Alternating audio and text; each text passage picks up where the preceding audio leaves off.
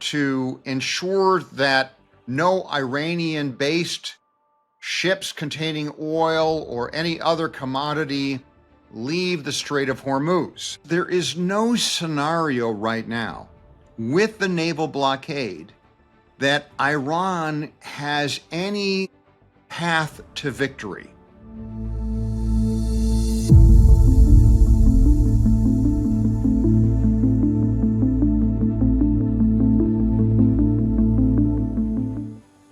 The blockade is now in effect.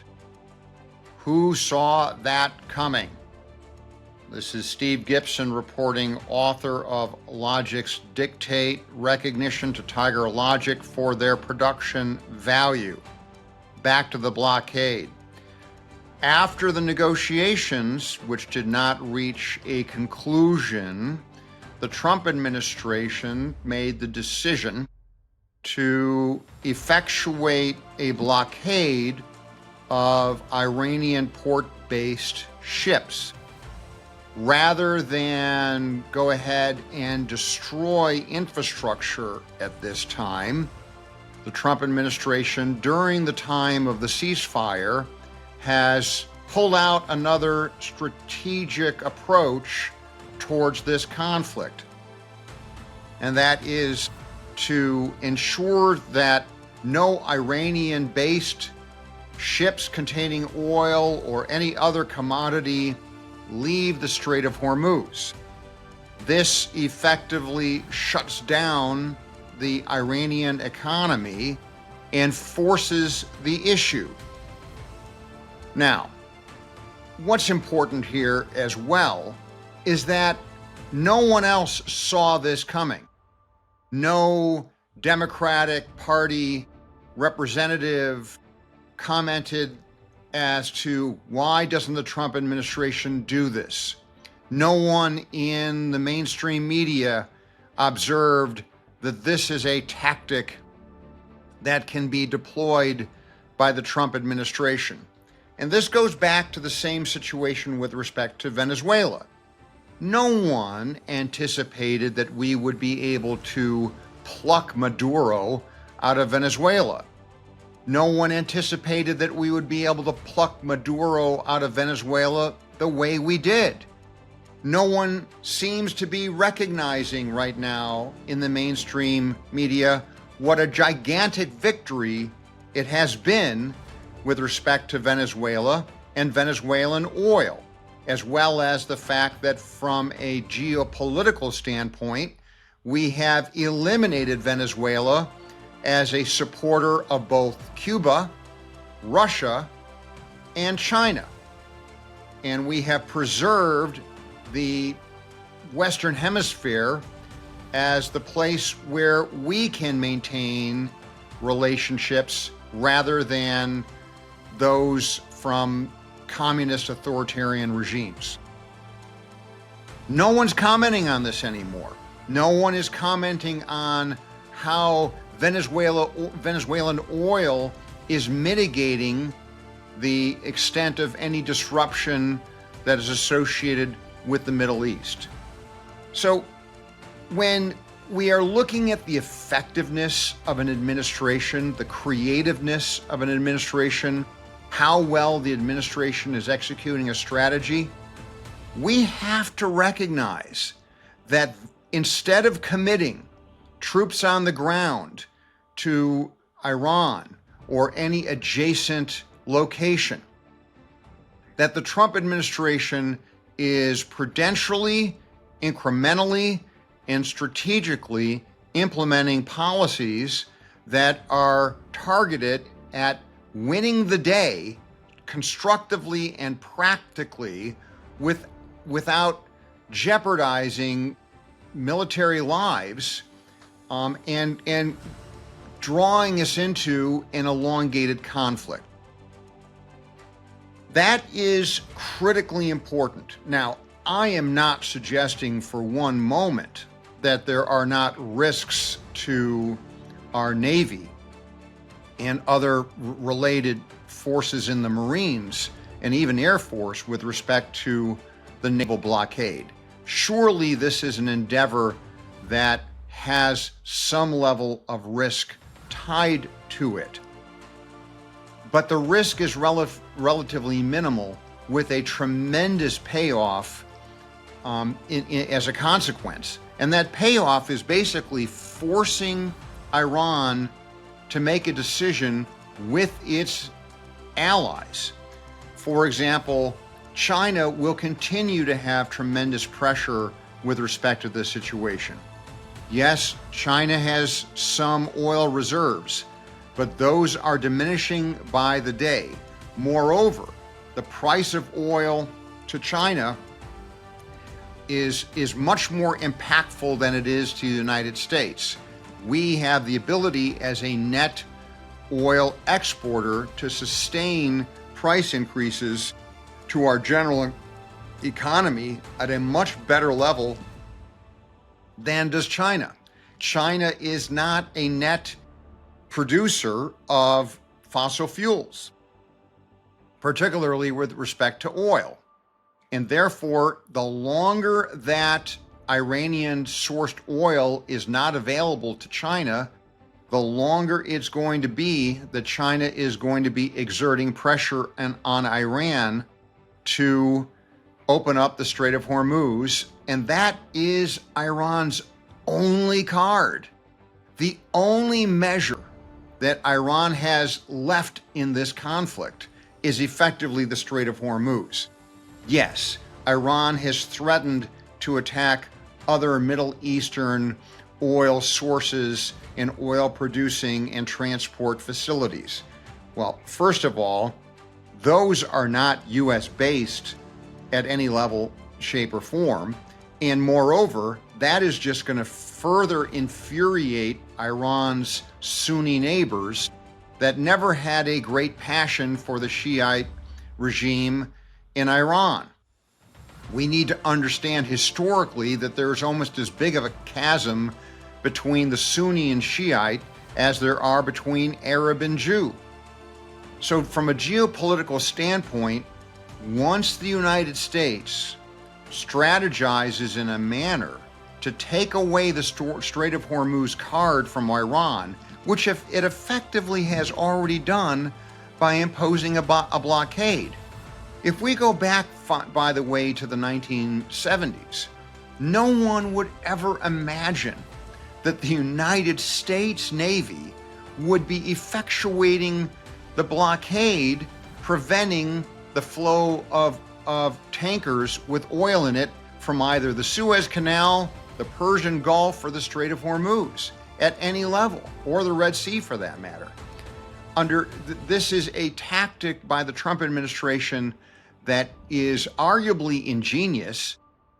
Now, it might fail. In other words, the Iranian regime may very well hunker down and start eating merely bread and drinking water and seeing how far that lasts for the military, and it continues to disintegrate its population, and only have the elite somehow hoard food supplies and let the rest of its country starve, and risk, of course, uprising at that level. But blockading the Strait of Hormuz and basically taking away that card from the Iranian regime is something that ought to emergently bring this entire conflict to a close. Let's assume, for the sake of discussion, that that doesn't happen. Let's assume that for the next week, there is not sufficient pressure brought by China and others to force Iran to come to the table and open up the Strait of Hormuz. Well, the ceasefire, as I understand it, is going to end sometime next week.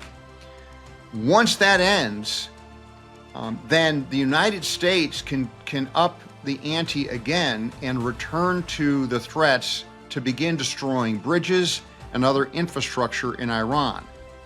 In other words, there is no scenario right now with the naval blockade that Iran has any path to victory. Iran only faces various choices for how quickly they're going to have defeat and the measure of that defeat. We therefore have to give tremendous credit to the Trump administration. I don't know who came up with this policy within the Trump administration. I don't know if it was Stephen Miller.